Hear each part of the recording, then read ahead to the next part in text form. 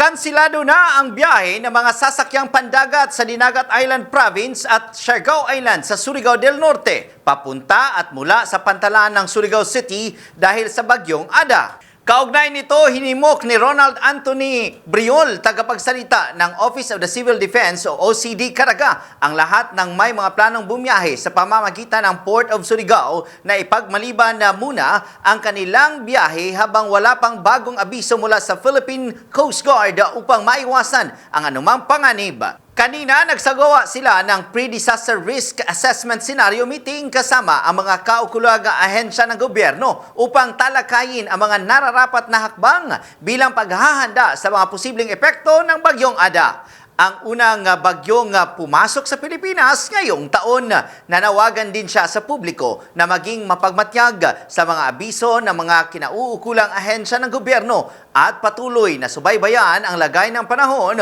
upang malaman ang mga dapat gawin. Meron na pong mga cancellation of voyages na issue ang ating mga kasamahan from the Philippine Coast Guard. So yun pong mga pasahero pupunta po ng province of Dinagat Islands, Siargao, at saka din po sa Surigao Port. Meron na po tayong cancellation po ng voyage. Except lang daw po sa Roro yung mga malalaking vessels pag medyo luminaw-linaw na po yung alon. Mula dito sa Bombo Radio Butuan, ito si Bombo Kevin Linac and this is Bombo Radio Philippines, the #1 and most trusted source of news and information. Basta Radio, Bombo!